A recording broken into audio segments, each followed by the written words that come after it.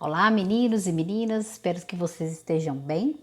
Dando sequência aos nossos estudos, a partir de agora a gente vai falar um pouquinho a respeito de equação de segundo grau. Na verdade, é uma revisão, né? Então, a primeira coisa para a gente estudar uma equação de segundo grau, é importante a gente olhar para ela e reconhecer.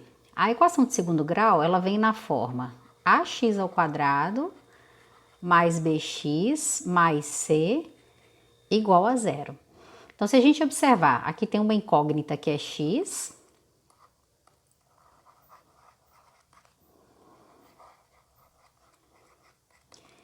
e A, B e C que aparecem aqui são números reais, então eles pertencem ao conjunto dos reais, sempre com A diferente de zero, e eles são chamados de coeficientes.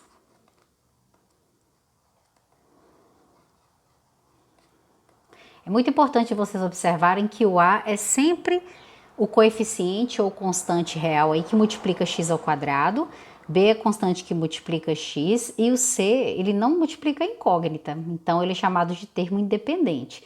Pode acontecer de B e C serem iguais a zero, mas o A nunca pode ser igual a zero. Por quê?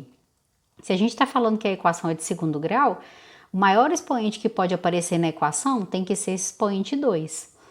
Então, já é uma condição que a gente impõe aí na equação para ela ser de segundo grau, certo? Então, ela vai vir sempre com essa cara. E uma dica importante, procurem deixar sempre ela escrita nessa ordem, x ao quadrado, x e o termo independente, se existir, igual a zero. Por quê? Porque quando a gente vai resolver essa equação, existem várias formas. Uma dessas formas de resolver é usando a fórmula de Bhaskara.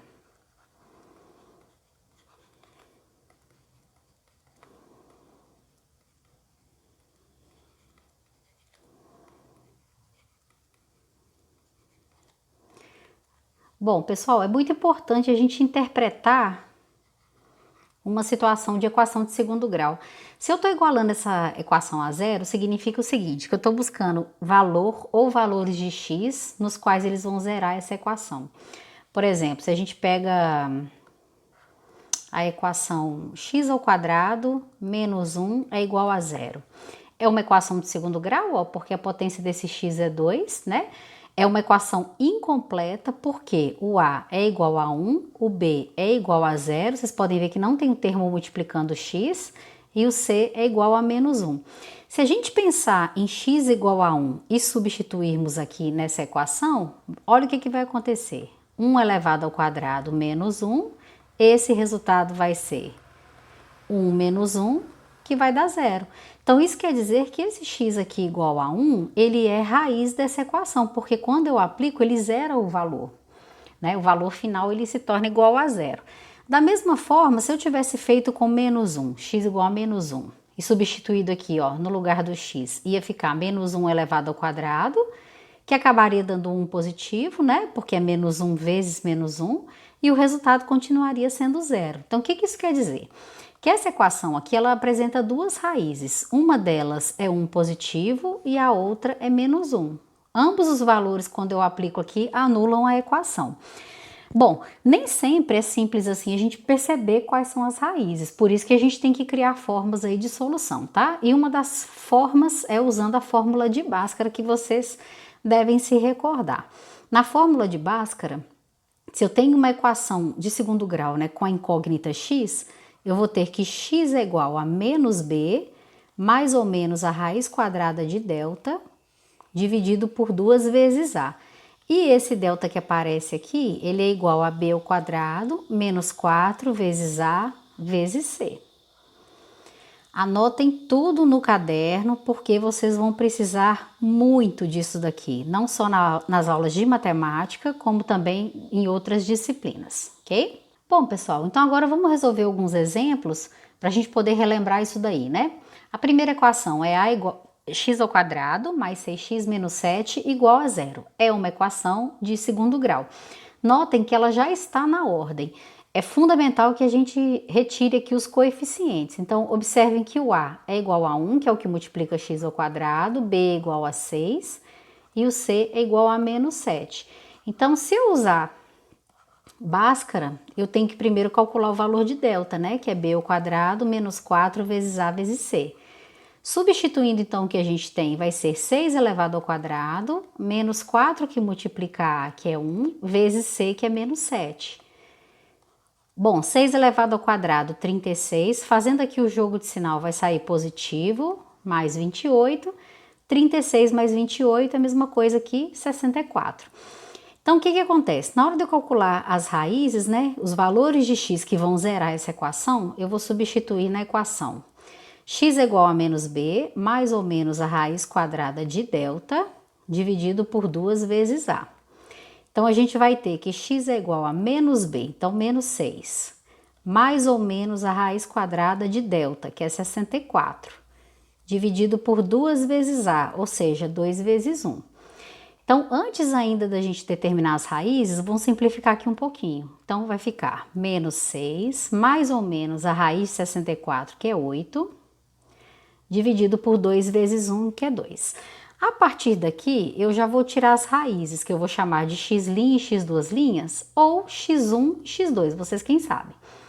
X', então, vai ser menos 6 mais 8, dividido por 2, e x duas linhas, menos 6 menos 8, dividido por 2. Bom, menos 6 mais 8 vai dar 2, dividido por 2 é igual a 1. Menos 6 com menos 8 dá menos 14, dividido por 2, o resultado vai ser menos 7. Então, o que nós temos? Nós temos uma equação com duas raízes compondo o conjunto solução. Esse conjunto de solução eu vou colocar sempre na ordem crescente. Então, menos 7 e 1. Quer dizer que esses dois valores, quando eu substituir na equação no lugar do x, eles têm que zerar a equação. Vamos ver se eles zeram? Se a gente for fazer a prova real, vocês podem fazer aí no cantinho do caderno, nos exercícios não é obrigatório, mas é importante fazer para conferir, tá? Se a gente substituir o menos 7, vamos lá, vai ficar menos 7 ao quadrado, mais 6 que multiplica menos 7 tem que dar 0. Menos 7 ao quadrado, 49. Mais 6 vezes menos 7, menos 42. Com menos 7 tem que ser igual a 0. Olha, gente, 49 menos 42, 7. Menos 7 é 0. Se 0 é igual a 0, tá tudo certo. Nossa, meus desenhos estão horríveis. Se eu testar agora com a outra raiz que a gente encontrou, que foi 1, lá na equação vai ficar assim, ó. 1 elevado ao quadrado, mais 6 que multiplica 1, menos 7, tem que ser igual a 0. Então, 1 mais 6 menos 7 tem que ser igual a 0.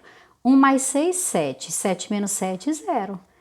Então, as duas raízes estão corretas. Bom, vamos resolver agora essa outra equação aí de segundo grau. Eu vou extrair os coeficientes a igual a 1, b igual a menos 10 e c igual a 25. Então, lembrando que o delta a gente faz com b ao quadrado, menos 10 elevado ao quadrado, menos 4, que multiplica a, que multiplica c. Olha o que vai acontecer nesse caso. Menos 10 ao quadrado é 100. Menos, quando eu faço esse produto, também vai dar 100. Então, o delta é igual a 0. Qual que é a consequência disso? Lá na formulinha do x, nós fazemos menos b, então menos menos 10, mais ou menos a raiz quadrada de delta, que é 0, dividido por 2 vezes a, 2 vezes 1. Então, x vai ser, fazendo o jogo de sinal, aqui vai dar 10 positivo, mais ou menos a raiz quadrada de 0, que é o próprio 0, dividido por 2. Olha só que interessante, pessoal. O x' vai ser 10 mais 0, dividido por 2. Já o x duas linhas, ele vai ser 10 menos 0, dividido por 2. Quando eu somo 10 mais 0, dá 10, né? Dividido por 2, 5. Aqui vai sair o mesmo resultado. Então, o que aconteceu? Essa é uma equação de segundo grau que ela apresenta duas raízes idênticas. Então, o conjunto solução aqui ele é composto apenas pelo número 5. 5 é o único número que zera essa equação. Por que isso aconteceu? Observem aqui o delta. Sempre que delta for igual a zero, a gente vai cair nesse caso de encontrar resultados iguais. E se eu faço aqui bem rapidinho uma prova real, eu vou pegar o x igual a 5 e substituir aqui e aqui na equação. Então, vai ficar 5 ao quadrado, menos 10 que multiplica 5, mais 25, esse resultado tem que ser igual a zero.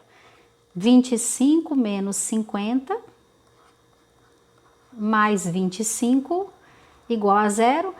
Olha só, gente, se eu juntar esses dois aqui positivos, vai dar 50. 50 menos 50 é igual a zero? Sim, então o nosso resultado está correto. Bom, pessoal, eu coloquei agora aqui uma equação cujo valor de A não é 1, para a gente não achar que sempre vai ser igual a 1. No caso aqui, o A é igual a 5, o B é igual a menos 3 e o C é igual a menos 2.